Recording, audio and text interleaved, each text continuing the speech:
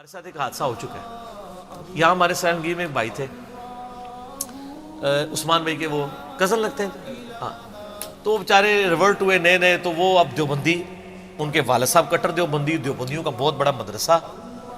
تو انہوں نے سنت کے مطابق نماز شروع کی, تو وہ جناب ان کا طرح منڈا تے گمراہ ہو گیا. مفتیوں کو پہلی فکر پڑ جاتی ہے, آپ نماز نہ پڑھے تو کسی مفتی کو یہ فکر نہیں ہے کہ وہ اپنے کسی مقتدی کو کہے کہ تیرا بیٹا گمراہ ہو گیا. آپ نماز رفع الیدین سے پڑھ لیں تو وہ گمراہ ہے. یہ فرق دیکھا آپ نے؟ اچھا, تو ان دنوں, یہ بہت پرانی بات ہے, 7-8 سال پرانی بات ہے. ان دنوں میں پھر بھی کبھی کبھار رسک لے لیتا تھا علماء کی خدمت میں حاضری کا. اب دور دور سے اسلام کرتے ہیں, تو وہ یہ لوگ مجھے لے گئے. اب مجھے پتا تھا کہ ان کے ساتھ ڈیل کیسے کرنا ہے, کیونکہ آپ کو پتہ ہی, مجھے یہ پتا ہے کہ یہ دنیا کے پروفیسر تو ہے نہیں کہ میں ان کو کوئی بات بتاؤں گا تو مان لیں گے. تو اس کے لیے آپ کو بڑے طریقے سے چلنا پڑتا ہے, پڑھے لکھے طریقے سے, اور پڑھے لکھے لوگوں کے یہ قابو آتے ہیں. ان کو نہیں پتا تھا کہ میں انجینئر ہوں یا اس طرح دنیاوی طور پہ پڑھا لکھا بندہ ہوں. ان کا جی اس طرح ایک منڈا کنڈا ہی ہے. اچھا جی, وہ جب بیٹھے تو وہ انکل جی بیٹھ کے, ان کی داڑھی نہیں تھی, عام دیوبندی تھے جن کا وہ بیٹا تھا, بیٹے نے داڑھی رکھی ہوئی, تو وہ بڑے اچھے طریقے سے ماشاءاللہ جو ایک سٹائل ہے, تو مسکرا کے ملے. اور یہ وہ ہمیں تو پتا تھا تھوڑی دیر بعد یہ مسکراہٹ جھاگ میں بدل جائے گی, یہ ہمیں پتا ہوتا ہے کیونکہ کئی دفعہ ایکسپیرینس ہوا ہے.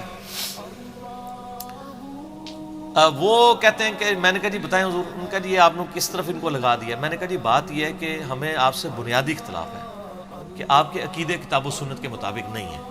رفع الیدین تو چھوٹی چیز ہے, ہم آپ کے عقیدوں کو غلط سمجھتے ہیں, آپ کے بزرگوں کے عقیدوں کو غلط سمجھتے ہیں. حضرت ابراہیم علیہ السلام نے کہا تھا نا, انتم وآباؤکم فی ضلال مبین, تم بھی گمراہ, تمہارے بزرگ بھی گمراہ. تو ابراہیمی خون ہے, ٹھیک ہے نا. ملت ابیکم ابراہیم هو سماکم المسلمین من قبل وفی ھذا ما کان ابراہیم یہودیا ولا نصرانیا ولکن کان حنیفا مسلما وما کان من المشرکین. جو مشرک نہیں ہوتا سر, وہ دلیر بہت ہوتا ہے, مشرک بزدل ہوتا ہے. تو وہ کہنے لگے کہ جی کون سے عقیدے؟ میں نے کہا جی آپ المحند علی المفند لے کے آئے نا ذرا. اب المحند کا تو انکل جی کو نہیں پتا تھا. میں نے کہا جی انکل جی آپ کو پتا ہے کہ آپ کے بزرگان دین نے اس امت پہ احسان کیا ہے کہ انہوں نے اپنے سارے اچھے اچھے عقیدے انورٹڈ کاماز میں جمع کر کے ایک چھوٹی سی کتاب لکھی ہے, المحند علی المفند. تو سر المحند کا راگ ہم 7-8 سال سے لاپ رہے ہیں. اب تو خیر بچہ کہہ رہا ہے, اب تو المحند ختم ہو گیا, المحدث علی المفند, مفندین آ چکی ہے, ایک انجینئر اتنے پاگلوں پر. اچھا, وہ کہنے لگا جی وہ کیوں لے کے؟ میں نے کہا آپ کے پڑھیے. کہتے ہیں ہاں پڑھیے. میں نے کہا آپ لائیں ذرا, میں اس میں بتاتا ہوں. وہ عقیدے تو یہ انکل جی ماننے کے لیے تیار نہیں ہوں گے جو آپ سے مناظرے کے لیے ہمیں لے کے آئے ہیں. آپ ان کے بیان پہ مناظرے یہ بھی نہیں مانیں گے. تو میں نے کہا آپ وہ المحند لے کے آئیں. تو وہ کہتا ہے کہ جی آپ بتائیں کیا مسئلہ ہے. مجھے پتا تھا, میں نے اس کو بتایا یہ تو مطلب لڑے گا. میں نے نا پہلے انکل جی کو پکا کیا, جو دیوبندی انکل جی. میں نے کہا انکل جی مجھے بتائیں کہ آپ کا یہ عقیدہ ہے کہ نبی علیہ السلام کی قبر مبارک اللہ کے عرش سے, کرسی سے, خانہ کعبہ سے افضل ہے؟ کہتے ہیں استغفر اللہ, میرا تو یہ عقیدہ نہیں ہے. میں نے کہا جی یہ جو بزرگ ہیں نا, ان کا اور ان کے بزرگوں کا یہی عقیدہ ہے. المحند میں لکھا ہے, ان کو کہیں کتاب لے کے آئے. میں نے انکل جی کو فرنٹ پہ کیا, بس یہ بات کرنی تھی. میرے بزرگوں کے خلاف بولتا ہے, میرے بزرگوں کا ایک ایک لفظ ٹھیک لکھا ہوا ہے. میں نے کہا انکل جی ان کے بزرگوں کا جو ایک ایک لفظ ٹھیک ہے, آپ اس سے ایگری کرتے ہیں؟ وہ کہتے ہیں نہیں یار میرا یہ عقیدہ نہیں ہے. میں نے کہا ہمارا ان سے یہ اختلاف تھا, اگر آپ کہتے ہیں ہم یہ والا عقیدہ رکھ لیں.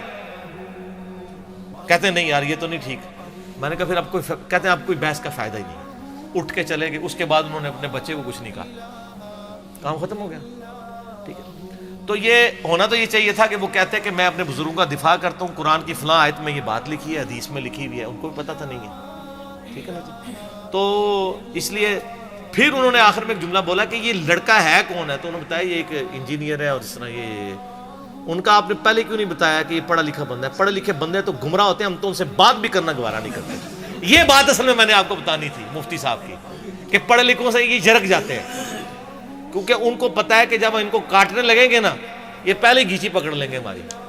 ٹھیک ہے نا, وہ دانت کھلے رہ جائیں گے ایسے کر کے.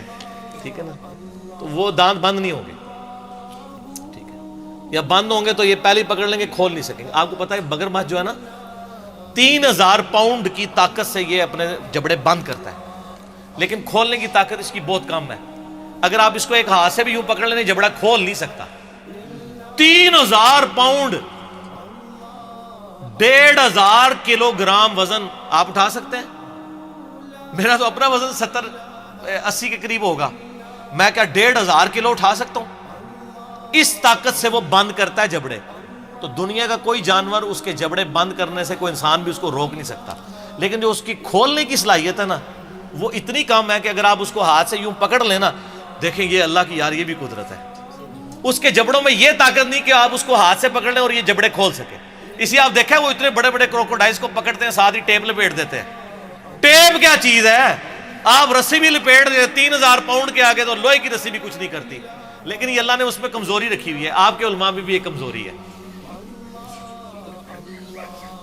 اگر آپ ٹائم کے اوپر ان کو ٹیپ لگا دینا اس طریقے سے جس طرح میں نے لگائی ہے پڑھ لکھے طریقے سے، یہ 3 لاکھ پاؤنڈ بھی ہو یہ کھول کچھ نہیں سکتے. تو وہی ہوا کہ وہ اس کے جبڑے میں نے پہلے ہی بند کر دیے، تو وہ کھولنے کی طاقت پتہ ان کو نہیں ہوتی.